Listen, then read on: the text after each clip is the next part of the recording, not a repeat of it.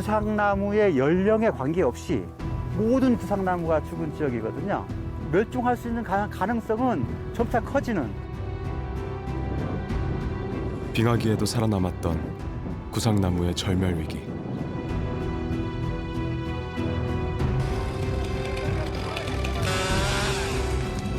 해충의 습격으로 잘려나가는 수백만 그루의 소나무. 소나무 이렇게 가다가 다 멸종할 시기가 될 거예요. 그리고 농작물에도 예외 없이 불어닥친 재앙의 쓰나미. 온도 변화가 이 양배추의 암적인 존재나 마찬가지다라는 거죠. 기후위기로 치닫는 한반도. 그 위기가 한라산의 가장 높은 곳부터 숨통을 조여오고 있습니다.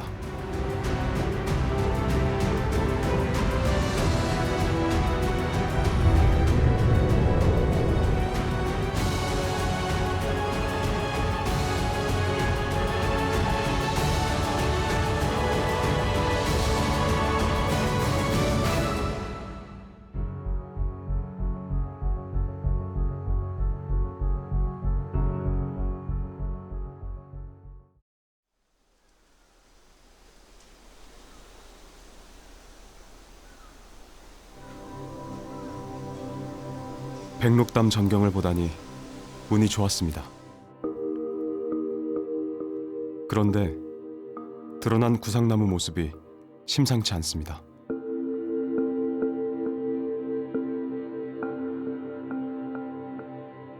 구상나무가 숲을 이루는 해발 1700m 지대 동쪽 사면.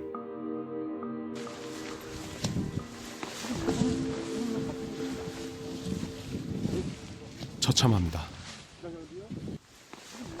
구상나무가 집단 고사했습니다.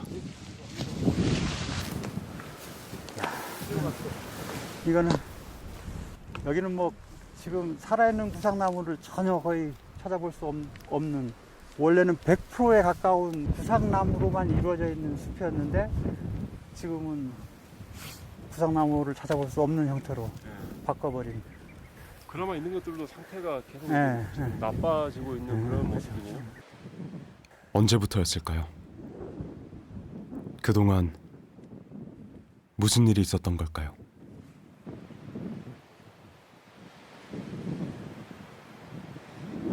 한 번 시작된 구상나무들의 죽음은 멈출 줄 모릅니다. 앞에 보는 거는 원래 지금 쓰러져 있는 구상나무들의 모습이고요. 또 주변에 있는 나무들도 최근 1, 2년 사이에 전부 죽어있는 구상나무의 모습들이죠. 최근 10년 동안 계속해서 죽어가는 나무들이 계속해서 출현하면서 피해 규모는 커지는 그런 현상을 볼 수 있는 지역이라는 거죠. 구상나무의 세계 최대 집단 군락지인 한라산. 그 서식지에서 벌어진 대규모 고사. 이 재앙이 던진 질문에 답을 찾아야 합니다. 지금 이곳인 경우는 구상나무의 연령에 관계없이 모든 구상나무가 죽은 지역이거든요. 나무가 쓰러지고 부러지고 하는 형태로 고사가 이루어졌다는 거죠. 그러니까 이것은 태풍과 같은 외부의 어떤 물리적 압력에 의해서 일시에 대규모의 숲이 파괴될 수 있다라는 그런 메시지를 주는 공간이라고 할 수 있습니다. 앞으로 여기가 숲이 어떻게 이렇게 뭐가 구상나무는 환경 보전의 지표가 되는 깃대종입니다. 깃대종의 죽음은 기후 환경에 적신호가 켜졌다는 증거입니다. 특별한 이유 없이 특정 수종만 고사하기란 쉽지 않으니까요. 크리스마스 트리로 불리는 구상나무는 한반도 자생종입니다. 이 땅의 구상나무를 세상에 알린 것은 1920년 한반도의 식생을 채집하던 영국의 식물학자 윌슨이었습니다.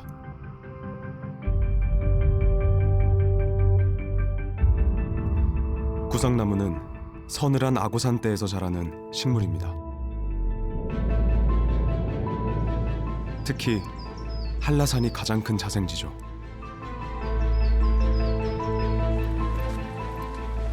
한라산 해발 1400m일 때 온대 식물인 조리대가 빼곡한 사이로 구상나무가 죽어 있습니다. 이건 구상나무잖아요. 이게 100년 이상 된 것 같은데 지금 줄기 박피가 안 된 걸로 봤을 때 한 2, 3년 이내에 고사된 걸로 볼 수 있죠. 한라산 숲에서 구상나무의 고사는 의미심장합니다. 이 일대에서 구상나무만 죽었기 때문입니다. 온대 수종인 신갈나무, 단남풍나무 여러 종류가 있는데 여기서 이제 죽는 나무는 구상나무가 유일하죠.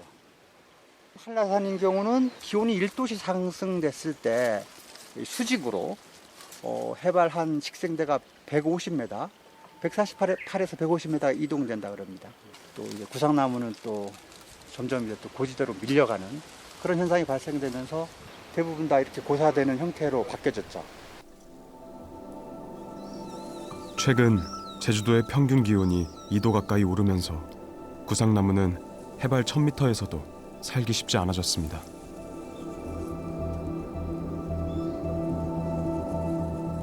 때문에 구상나무는 서늘한 곳을 찾아 북상했습니다. 그러다 더 이상 물러날 곳 없는 막다른 지점에서 죽음을 맞았습니다.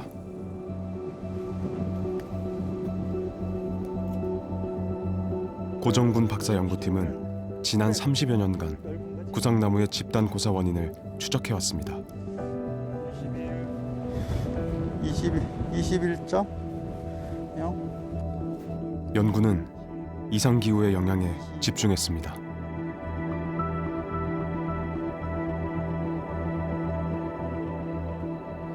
세계유산본부 한라산 연구부. 이곳에서는 구상나무 고사목 100그루의 나이테 패턴을 분석해 고사 시기와 원인을 찾았습니다. 그 생장 폭이 급격하게 감소하는 그런 시기에 태풍들이 왔던 시기하고 굉장히 이렇게 맞아떨어지는 그런 결과를 확인할 수 있었습니다. 그래서 이러한 결과를 봤을 때 그런 강한 바람을 동반한 그런 태풍, 강력한 바람이 큰 영향을 주고 있다는 것을 우리는 이제 확인할 수 있었습니다.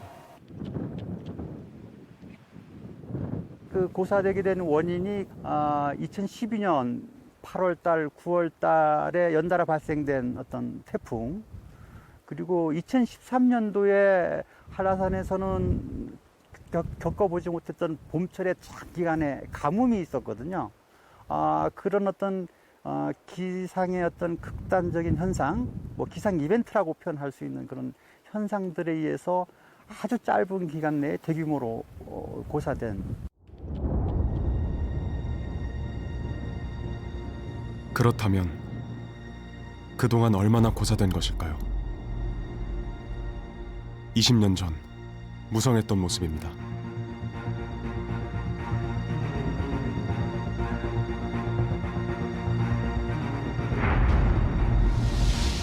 하지만 시간이 지나면서 군락지가 눈에 띄게 줄어들었습니다. 지금까지 한라산에서 고사된 구상나무는 총 20만 그루로 추정됩니다. 2000년대 들어 구상나무 분포지는 전체 면적의 15%가 줄었고 그 속도는 더 빨라지고 있습니다. 결국 멸종 위기종의 이름을 올린 구상나무. 한라산의 갑작스러운 기상변화와 가파르게 상승한 기온으로 구상나무가 더 이상 버틸 수 없게 된 것입니다.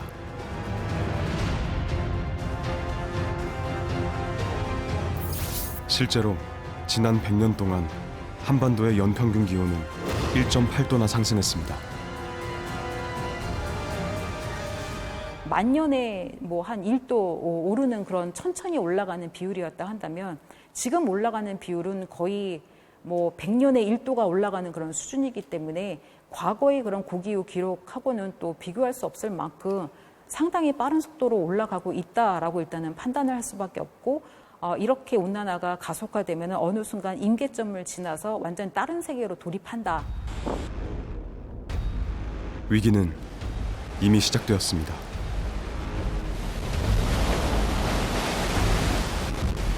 기온 상승 때문에 태풍, 폭우, 가뭄과 같은 각종 기상 변화가 눈에 띄게 잦아졌고, 특히 강풍과 폭우를 동반한 태풍의 위력이 더욱 세졌습니다.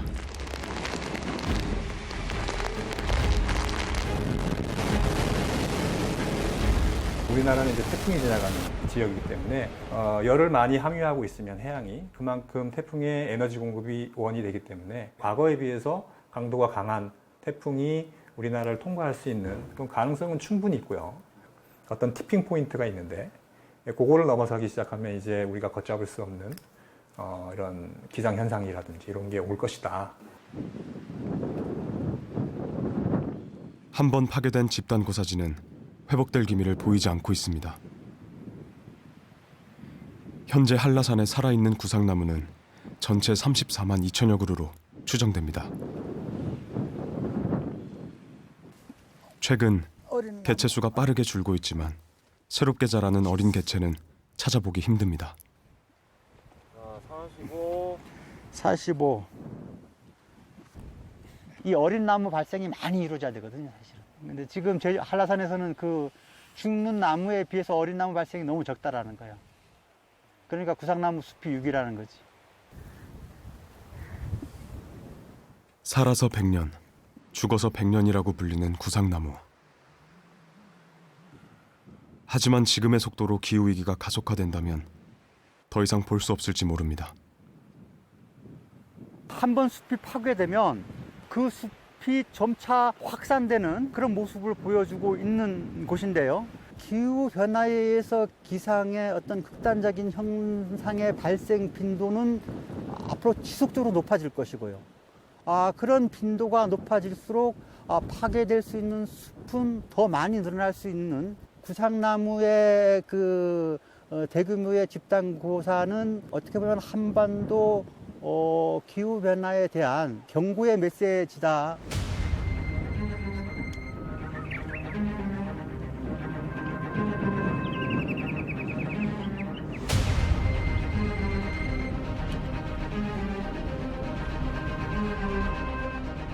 기후위기의 징조는 고산지대만의 얘기가 아닙니다.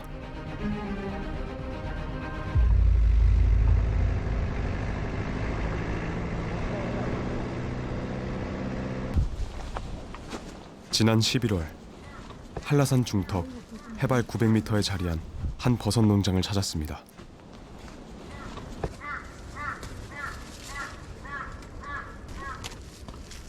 이곳은 15년째 노지에서 버섯을 재배하고 있습니다. 11월 중순, 버섯 수확이 한창이지만 사실 지금은 수확기가 아닙니다. 전에는 이 시기에 버섯을 딸 수가 없어요. 버섯이 나와도. 눈이 엄청 지금 올 때거든요. 지금 전에는 못 와요, 여기에. 눈이 가득 있어가지고. 차도 못 다니고. 증거라며 5년 전 사진을 보여줍니다. 이게 이거 2015년도 거. 15년도 11월 26일 날 찍은 사진이에요, 이게. 이렇게 눈이 엄청 왔잖아요. 이거 버섯밭 이 나무를 다 덮었잖아요. 근데 오늘 아무것도 없잖아요. 항상 11월 10일 지나면 눈이 많이 와요. 초에도 오고. 예. 근데 이제는 눈이 안 왔잖아요, 이거. 예전에는 포크레인으로 치워야 할 만큼 눈이 많이 왔지만 최근엔 횟수도 줄고 와도 금세 녹아버립니다. 눈 속에서 버섯 따는 거. 겨울에는 눈이 많이 와줘야, 눈도 와줘야 얘네들이 이 나무에 습기를 먹잖아요. 근데 눈이 폭삭 와가지고 이렇게 다 감싸주고 나면 봄에 이제 버섯 날 때 많이 나. 잘 나. 좋은 품질도 나고. 겨울 날씨가 따뜻해져 늦게까지 수확을 하고 있지만 마음은 편치 않습니다. 날씨 탓에 노지 농사를 장담할 수 없기 때문입니다. 심각하다고 느끼죠. 농사가 좀 잘 안 되는 거라. 예. 이제 겨울이 점점 짧아진다고 봐야 돼. 이제 그거는 느껴져요.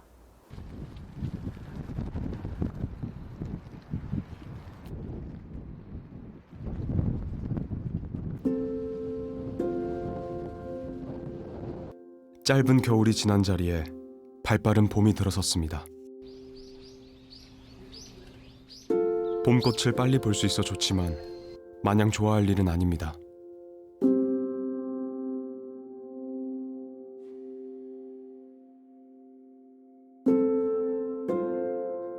제주 자생종인 왕벚나무. 제주 기상청에서는 이 벚나무를 관측목으로 지정하고 1940년대부터 매년 개화 시기를 측정해 왔습니다.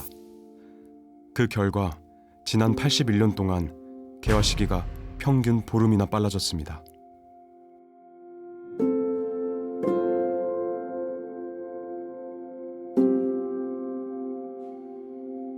그렇다면 한라산 1450m에 피는 한라산 산철쭉은 어떨까요? 10년 넘게 한라산 꽃들의 개화 시기를 모니터링해온 김대신 박사. 그의 연구에 따르면 한라산 꽃들의 개화 시기에도 변화가 감지되고 있습니다. 그중 한라산의 대표적인 봄꽃인 산철쭉은 지난 10년 사이 개화 시기가 평균 열흘 이상 빨라졌습니다. 개화 시기가 빨라졌을 때 가장 문제점으로 대두되는 것 중에 하나가 냉해에 의한 피해, 가장 우려하는 부분 중에 하나라고 보고 있습니다. 가을 태풍이 와가지고 갑자기 날씨가 좀 추워졌다가 다시 또 따뜻해지고 그때 식물들이 반응을 내버립니다. 불시개화라고 하는데 특정한 시기에 갑자기 꽃이 펴버리는. 근데 이런 현상이 그때만 나오는 게 아니고 봄에도 겨울이 따뜻하면은 일찍 꽃을 펴버리는데 그렇게 하다 보면은 적절한 수분 매개가 안 되기 때문에 결실로 이어지지 못하는.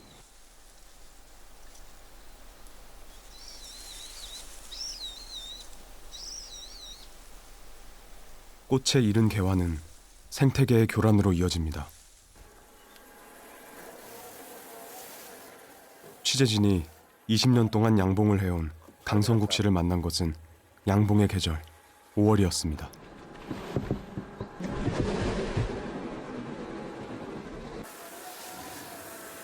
올해는 다 양봉업자들이, 양봉농가들이 다 죽을 판이에요. 양봉을 안 하게 생겼다고, 못하게. 꿀이 안 나니까 적자 보는데, 한 배 1,000만 원 적자 보는데 어떻게 사료값이 안 나오는데. 개화 시기가 빨라졌다지만 꽃이 지천인 봄의 절정에 꿀이 나지 않는다니 무슨 일일까요?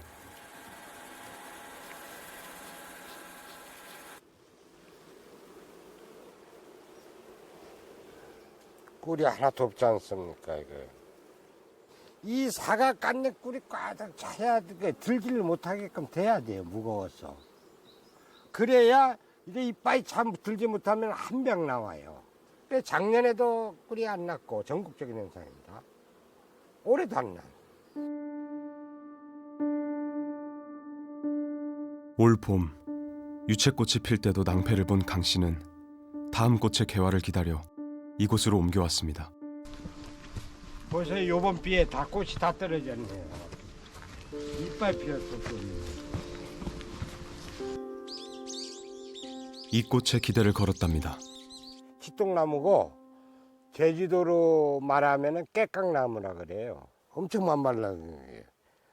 꽃도 오래 가고 향기도 좋고 꿀은.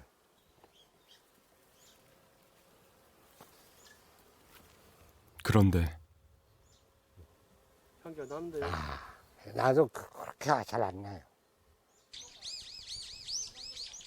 향기가 사라진 꽃에도 벌은 찾아들고 있지만 꿀은 부족합니다.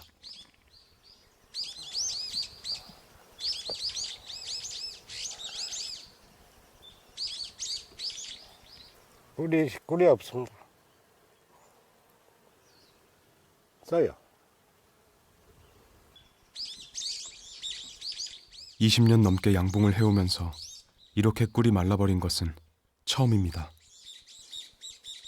지난 3년 동안 점점 심해지고 있습니다. 그 원인이 뭐냐? 이상기온이.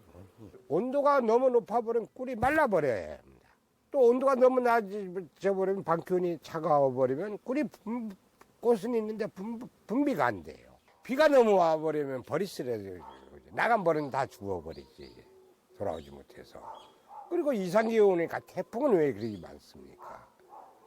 그러다 보니까 망가질 수밖에 없는 겁니다. 반도 차지 않은 벌집을 수확하기 시작합니다. 더 기다려봐야 벌들이 다 먹어버리기 때문입니다.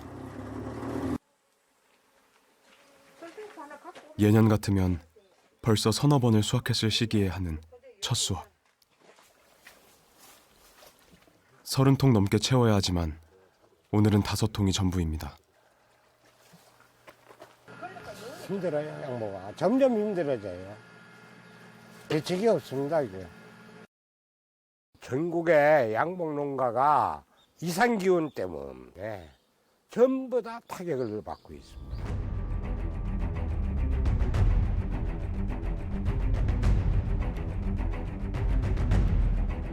(2020년) 전국 꿀 생산량은 전년 대비 10분의 1 수준으로 급감했습니다.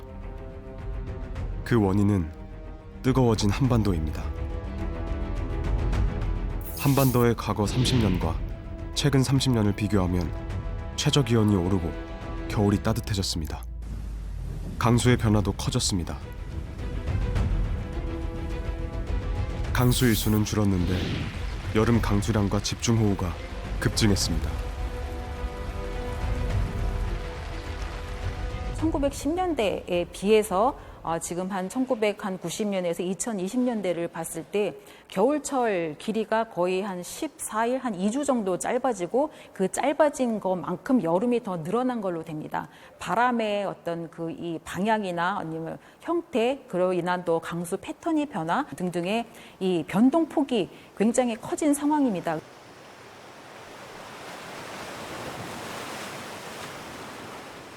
식물의 보고로 손꼽히는 천연기념물 섭섬.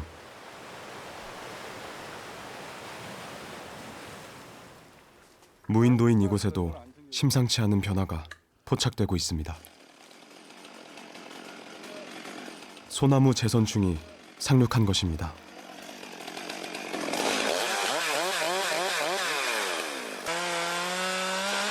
소나무 재선충병은 한 번 감염되면 1년 안에 100% 고사할 정도로 소나무에 치명적입니다.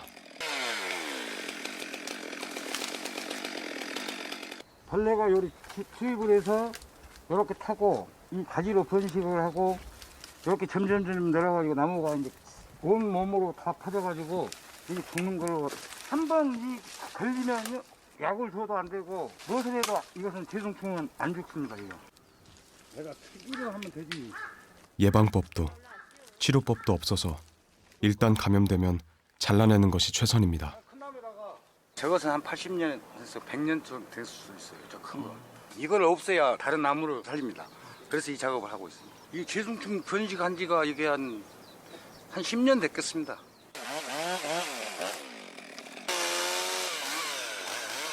제주도에서 처음 소나무 재선충이 발견된 것은 2012년. 이후 급속도로 확산하면서 오래된 귀한 소나무들이 매년 잘려나가고 있습니다. 여기서부터 1년, 2년, 3년, 4년, 5년, 6년, 24년, 25년, 26년 여기서 여가 50년이 넘습니다. 이게 숫자가. 내가 정확하게 아까 대충 치니까 81년 됐는데 이게 81년 더 됐을 수도 있습니다. 이게 나무가. 이런 나무가 죽으면 마음이 아프지. 우리 일하는 사람들도 고생하지만 서로 간에 마음이 안 아프겠습니까 이게. 재선충에 감염된 소나무는 베는 것으로 끝나지 않습니다. 다른 소나무의 감염을 막기 위해 현장에서 훈증까지 해야 합니다.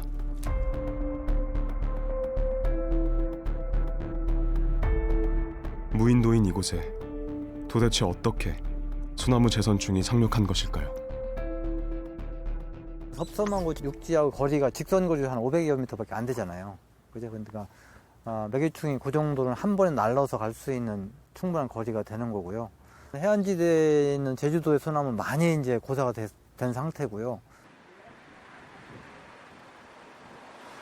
섭섬 맞은편 보목항.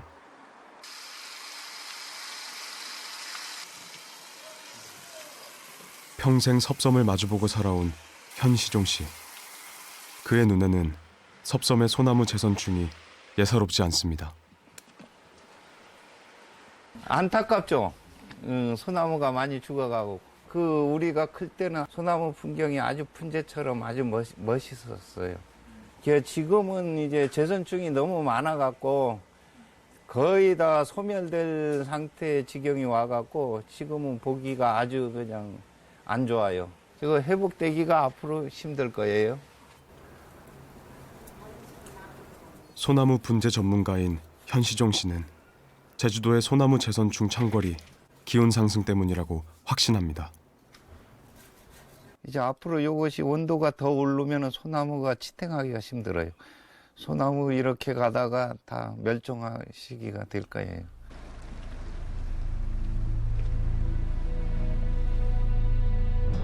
또 다른 섬 비양도도 사정은 마찬가지입니다.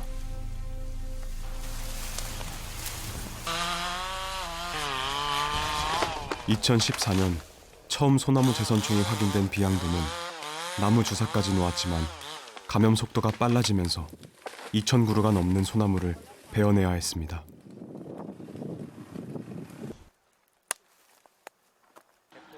재선충병 감염을 확인하기 위해 시료를 채취했습니다.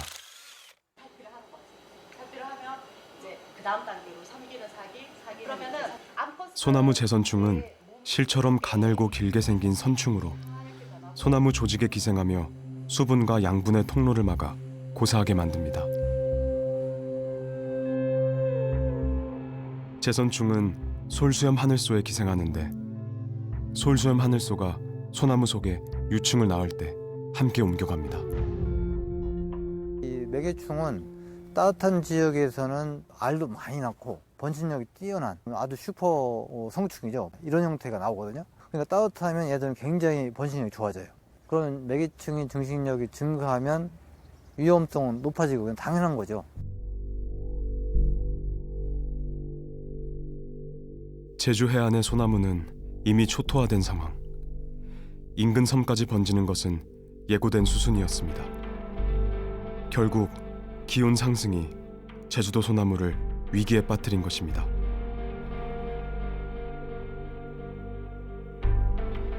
지난 8년 동안 제주도에서 베어낸 소나무만 230만 그루.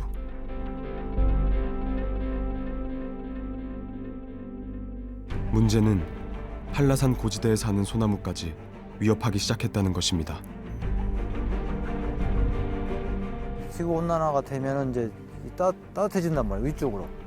그러니까 위쪽이 따뜻하면 이 매개충이 자꾸 따로 올라갈 수가 있어요. 그러니까 위험도가 자꾸 증가하는 거죠. 그러니까 위쪽에 아주 우량한 소나무가 많이 남아 있어요. 지구 온난화가 더 되면 그런 것까지 이제 아주 위협을 줄 수도 있는 그렇다고 할 수가 있겠죠.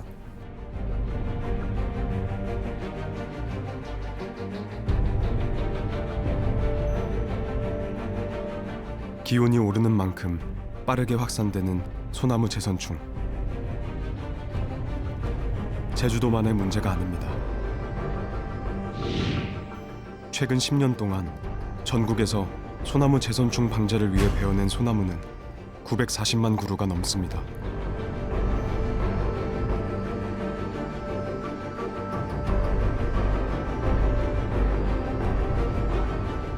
따뜻해진 날씨는 농작물에도 영향을 미칩니다. 지난 2월 수확이 한창인 양배추밭을 찾았습니다. 제주도의 겨울 양배추는 전국 생산량의 70%에 이릅니다. 그런데 곳곳에 자라다만 양배추들이 보입니다. 뿌리에 혹이 생겨 시들어 죽는 양배추 뿌리 혹병입니다. 보통 양배추는 1kg 이상이 돼야 되는데 이런 뿌리 혹병이 발생이 되거나 무름병이 생각하면은 상품이 1kg 이상 나올 수가 없다라는 거죠. 보시다시피 결구는 완벽하게 되어 있습니다. 근데 이런 것들은 100g, 200g 밖에 되질 않는다는 것이죠.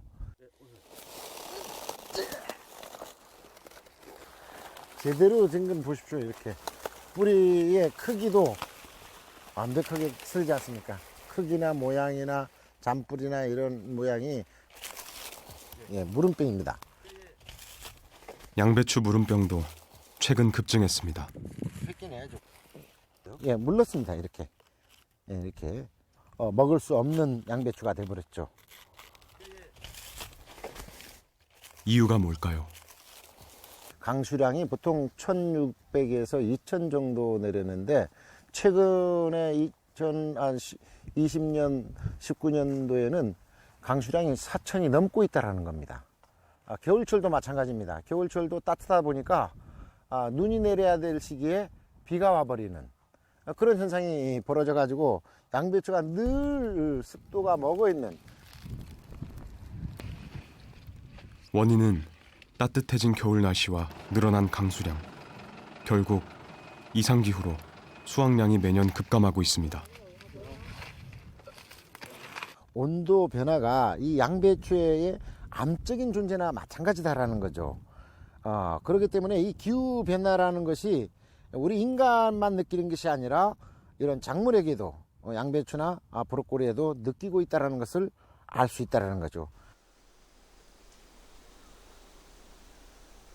적당히 춥고 적당히 눈이 내리는 제주의 겨울 날씨 때문에 재배가 가능했지만 이제는 힘들다는 것입니다. 제주도에서 농사 짓는다는 것은 굉장히 어려운 현실입니다. 그 기상이변을 극복할 수 있는 그런 여건을 미리 준비하지 않는다면 앞으로 제주도에서 양배추, 브로콜리, 감귤을 보지 못하는 시대도 올 수가 있지 않느냐. 강원도 고산지대에도 경고등이 켜졌습니다.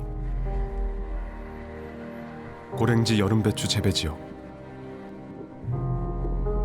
고랭지라 여름에도 서늘해서 여름배추 재배가 잘 됐는데 기온이 오르면서 재배지가 점점 줄어들고 있습니다. 지금과 같은 기온 상승이 지속된다면 60년 후에는 고랭지에서의 여름배추 재배가 불가능할 것으로 예상됩니다.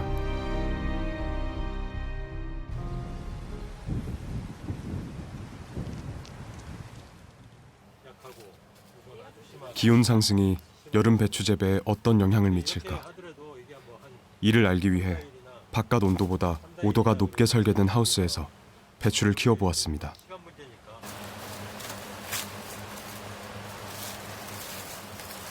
(30도가) 지속되자 겉은 멀쩡한데 속이 썩었습니다.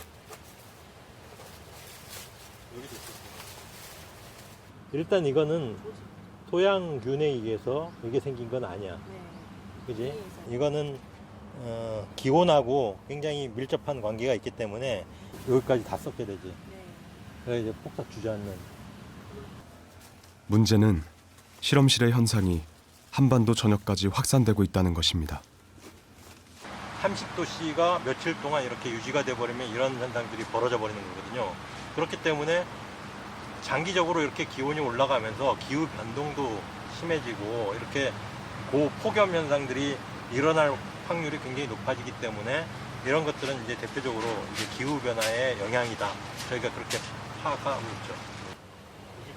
24cm. 온도가 높을수록 심해지는 배추 무름병. 폭염 현상이 계속되면 더 이상 이 땅에서 키운 여름 배추로 김치를 담글 수 없게 될 것입니다. 세기말 되면 2100년도 되면 우리나라가 현재 기온보다 약 6도씨 상승되는 걸로 이렇게 예상이 되고 있거든요. 그렇게 되면은 중부지방까지, 그러니까 강원도 지역을 제외한 중부지방까지 아열대 기후권이 될 거다라고 이런 전망 자료를 낸 적이 있습니다. 불행하게도 그런 최악의 시나리오대로 지금이 진행되고 있는 상황입니다. 때문에 이 연구소에서는 기후변화의 자구책으로 열대작물을 시험 재배하고 있습니다. 1.2. 파파야 저희들이 재배한 지는 한 10년 정도 됐고요. 이제 주로 저희들이 재배하는 거는 이제 채소용 파파야입니다. 파파야는 열대 과일입니다. 덜 익은 상태로 수확해 채소처럼 먹기도 합니다. 중남미가 원산지라 10년 전만 해도 우리나라에서는 키우기 힘든 작물이었지만 지금은 아닙니다. 251.2. 파파야 같은 경우는 영하로만 떨어지지 않으면 영상 온도에서는 생존이 가능합니다. 제주도 같은 경우는 겨울철이 점점 따뜻해지니까 겨울철에 영하로 떨어지는 일수가 굉장히 적어지기 때문에 굉장히 유리한 면이 있습니다.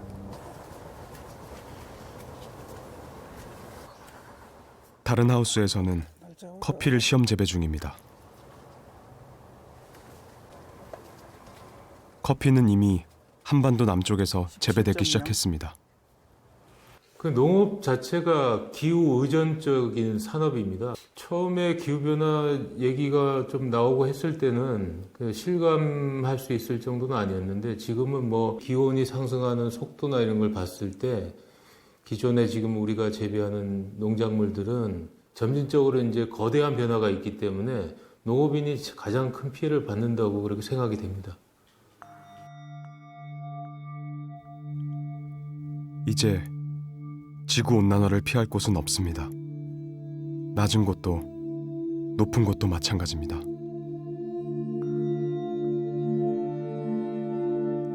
한라산 영실 1600m 지대. 식물학자인 문명옥 박사가 매년 봄이면 찾는 곳입니다. 등산로를 벗어난 바위 틈. 무언가 찾았습니다. 풀고사리라는 식물입니다. 이 식물은 여기에 분포하면 안 되는 식물이에요. 라오스, 캄보디아, 미얀마, 베트남, 필리핀 이런 데 주로 분포하는 식물이 거기가 가장 개체군이 많고 굉장히 흔하게 보이는 식물입니다. 열대 식물인 풀고사리는 고산의 서늘한 기후와 맞지 않습니다. 한 10년 전에 이 식물을 보고 깜짝 놀랐어요. 이 식물이 왜 여기 분포하고 있을까? 일시적인 이입인가라고 고민을 했었거든요. 근데 10년 동안 지금 계속 관찰을 하는데 죽지 않고 게다가 심지어 개체까지 이렇게 확장을 하면서 지금 쭉 여기서 자리를 잡고 살고 있어요. 여기 1650m에서 자라고 있다는 게 좀 말이 안 되는 그런 상황일 수가 있습니다. 무시할 수 없는 변화입니다.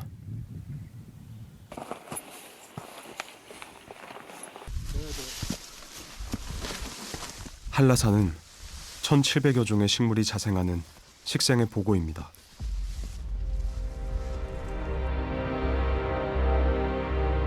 하지만 최근 들어 다양했던 식생에 균열이 생기고 있습니다.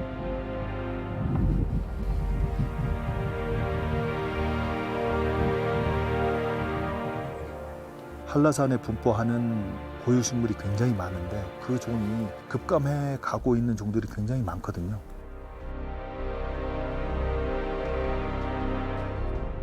가장 빠르게 변화하고 있는 곳은 희귀식물의 보고인 백록담 일대입니다.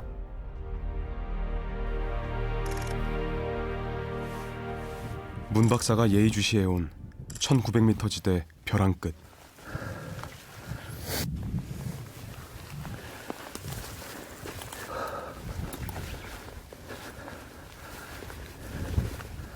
무언가를 발견했습니다. 여기 있죠, 여기. 한라솜달이 한 5개체, 6개체 정도가 있습니다. 한라솜다리는 전 세계에서 한라산 정상에만 자생하는 고유식물로 2012년에 멸종위기종으로 지정되었습니다. 15년 이상 지금 지속적으로 지금 관찰을 하고 있는데요. 2007년도에 이 일대에 한 40여 개체가 있었고요. 제가 가장 근래에 확인한 거는 2016년 때 왔을 때 굉장히 개체군이 줄었고 그 다음에 많은 면적이 쓸려 나갔고 작년에 왔을 때는 여기가 그 자생지 터전이 그냥 다 밀려 나간 그런 상황이었죠.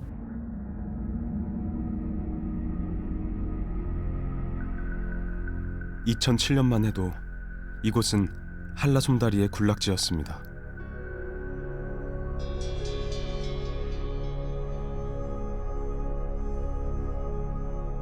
하지만 10여 년이 지난 현재 한라솜다리 군락은 자취를 감추었습니다.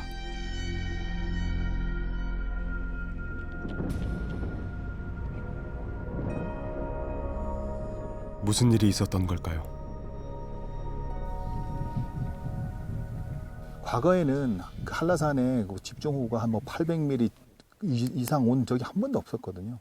근데 계속 그런 것들이 국지적으로 반복되고 하다 보니까, 그리고 특히나 이 한라산 백록담 일대 같은 경우에는 강우가 집중되어 있는 지역이거든요. 그런 기상 조건의 변화가 직접적으로 한라솜다리가 자랄 수 있는 환경을, 물리적인 환경을 파괴시켜 버린다는 거죠.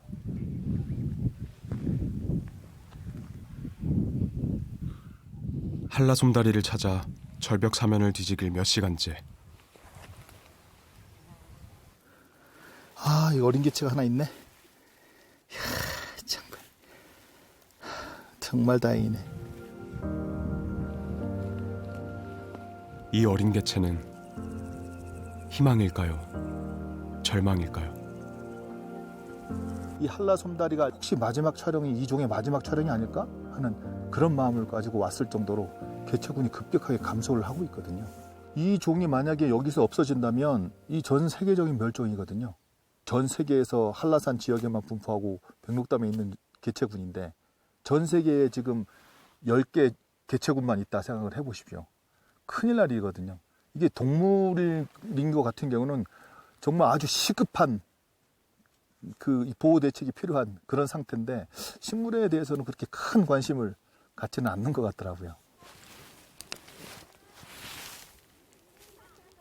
사라지고 있는 것은 한라솜다리뿐만이 아닙니다.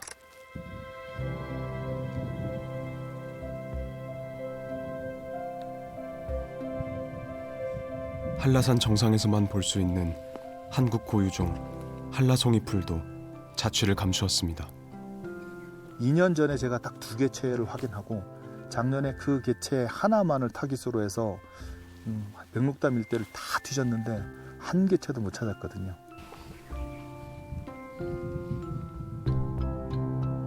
다음에는 무엇이 또 사라질까요? 저는 세상에 있는 종들이 많이 없어지고 멸절 위기에 다가가는 게 굉장히 안타까워요. 현 세대에서는 생물종 몇 개가 없어지고 그런 거로 끝날지 모르겠죠. 근데 저희 후대에서는 그런 것들이 파급력으로 어떤 영향이 미쳐질지는 그건 장담할 수가 없는 일이죠. 어쩌면 우리의 예상보다 더 큰 재앙이 시작된 것일지도 모릅니다.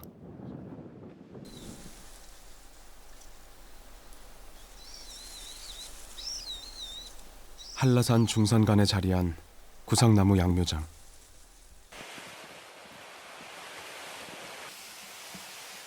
구상나무는 발화율이 반도되지 않는 데다 생장도 느려서 묘목을 키우기가 쉽지 않습니다. 그러니까 여기는 해발 지금 700고지인데 이 구상나무를 고지대 가기 위한 적응을 시키고 있는 겁니다. 여기서 적응된 다음에 한라산 이제 고지대로 올라가서 심기 때문에 이렇게 눌러져서 멸종 위기의 한라산 구상나무를 되살리기 위해 양묘장을 조성했지만 성공 여부는 아직 장담할 수 없습니다. 구상나무라는 그런 식물 자원이 앞으로는 또 어떠한 가치를 더 가질지 모르는 굉장히 중요한 자원이 되기 때문에 이제 우리의 역할은 현재 수준에서 최대한 유전 자원을 보존하는 그런 책임과 의무가 있다고 이제 생각을 합니다.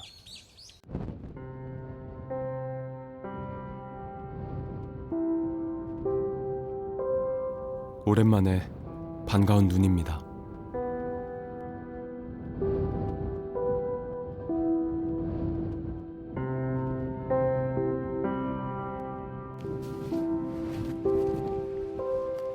한라산 영실 해발 1600m 일대. 이곳에서 한라산 연구부 연구진들은 4년째 구상나무 복원 실험을 하고 있습니다. 구상나무 묘목이 지금 눈 속에 묻혀 있는데요. 지금 보시는 구상나무 묘목은 약 8년 정도 된 실생묘입니다. 2017년에 어린 묘목을 시험적으로 이게 식재를 한 곳입니다. 한 뼘 남짓 크기의 작은 나무이지만 아직까지 잘 적응하고 있습니다. 눈에 구상나무, 어린 나무들이 이렇게 덮이면 노루 같은 그런 포식자로부터 이렇게 보호를 받을 수 있고요. 또 겨울철 매섭게 몰아붙이는 한건풍의 보호를 받을 수 있습니다. 구상나무 복원 시험은 세계적으로 전례가 없는 도전입니다. 하지만 구상나무와 연관된 식물이 550여 종. 구상나무가 사라지면 운명을 같이 할 식물이 100여 종이 넘는다는 사실을 생각하면 포기할 수 없습니다. 인간이 초래한 재앙입니다. 미래도 인간의 손에 달렸습니다. 한반도에서 기후 변화에 의해서 가장 취약한 곳은 한라산 높은 고산 지역입니다. 가장 취약한 곳에서 이러한 어떤 구상나무의 어떤 대규모로 사라진다라는 것은 어찌 보면은 우리 한반도에 갖고 있는 모든 숲의 그런 기후 변화에 대한 적응 내지는 대응 전략들이 마련돼야 된다라는 그런 메시지이기도 합니다. 구상나무는 시작일 뿐입니다. 이것이 이미 늦었지만 더 늦어서는 안 되는 이유입니다.